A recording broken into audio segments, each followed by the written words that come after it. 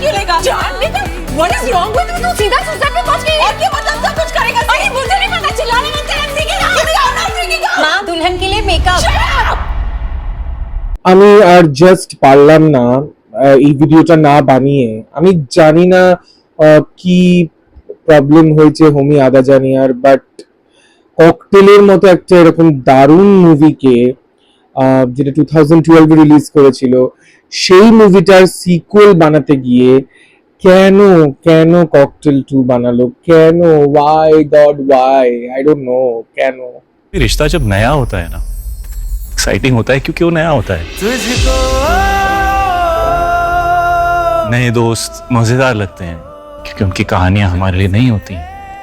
पुराने दोस्तों की वही कहानियां सुन सुन के हम पक जाते हैं। ওকে, ইটস হাই টাইম যে রশ্মিকা মান্দানা, আমি রিকোয়েস্ট করব প্লিজ হিন্দি বলাটা একটু শিখে নিন। আপনি প্লিজ হিন্দি বলা শিখে নিন। আপনি ট্যালেন্টেড একজন অ্যাক্টর, অনেক ভালো ভালো হিন্দি প্রজেক্টে কাজ করছেন, বাট আই রিয়েলি ওয়ান্ট, আমি সত্যি চাই রশ্মিকা মান্দানা এবারে একটু ভালোভাবে হিন্দি বলুক। আর পারছি না আমি নিতে, সিরিয়াস। তো গাইস, বুঝেই গেছো আমি ককটেল 2 দেখেছি, আর দেখে আমি প্রচন্ড ভাবে ডিসঅ্যাপয়েন্টেড, বিকজ আমি ভীষণ হাই হোপস নিয়ে গিয়েছিলাম মুভিটা দেখতে। ককটেল 2012 এর one of my favourite movies. সেটার হয়তো কারণটা হচ্ছে বিকজ এটা লিখেছিলেন ইমতিয়াজ আলীর মতো একজন ডিরেক্টর, সেই কারণে প্রবাবলি এই মুভিটা আরো বেশি ভালো ছিল। বাট ককটেল 2 এ কিছু নেই। ককটেল 2 টাতে মনে হলো যেন দেখে কোনো একটা 10 বছরের বাচ্চা এই গল্পটা লিখেছে। সিরিয়াসলি বলছি, আমার এটাই মনে হলো। बेबी यार, it's too late. मैं तो सिर्फ अपने बॉयज को थोड़ी फ्रेश एयर दे रहा था। Really? Why not?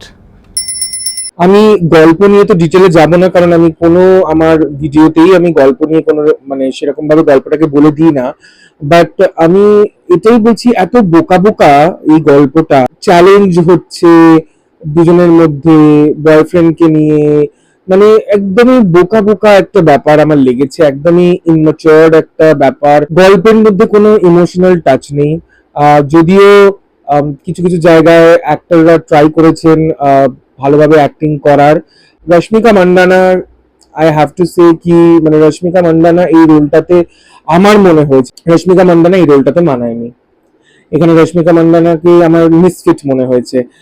Shahid Kapoor নিজের রোলে ভালো, চার্মিং, ঠিক আছে, ট্রাই করেছে। বাট সব থেকে ভালো জিনিস যেটা হচ্ছে কৃতি সানন। দীপিকা পাডুকোনের মতো, ভেরোনিকার মতো এরকম কোনো ক্যারেক্টার এখানে নেই।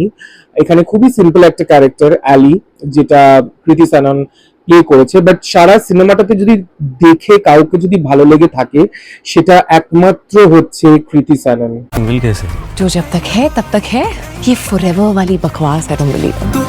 প্রীতমের মিউজিক ভালো, নট ব্যাড, খুব যে খারাপ সেটা নয়। বাট দেন অ্যাগেন ওই আগের মতো ওরকম মিউজিক নয়। ককটেলে যেরকম মিউজিক দিয়েছিল প্রীতম, এখানে সেরকম কিছুই নেই।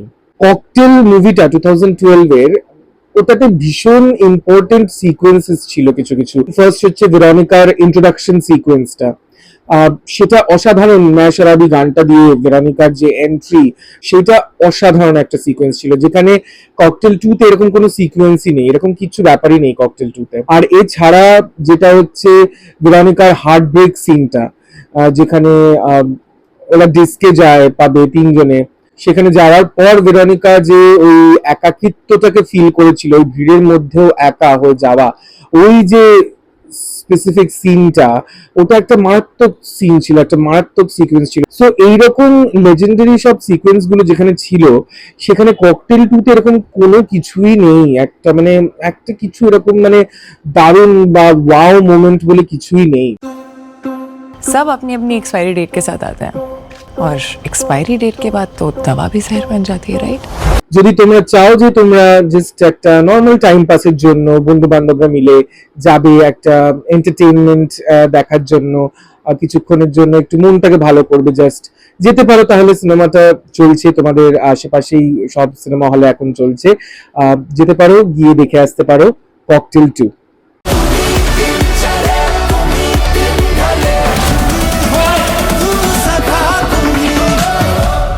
ভিডিওটা ভালো লেগে থাকলে please like, comment, share and subscribe করে দিও। Thank you.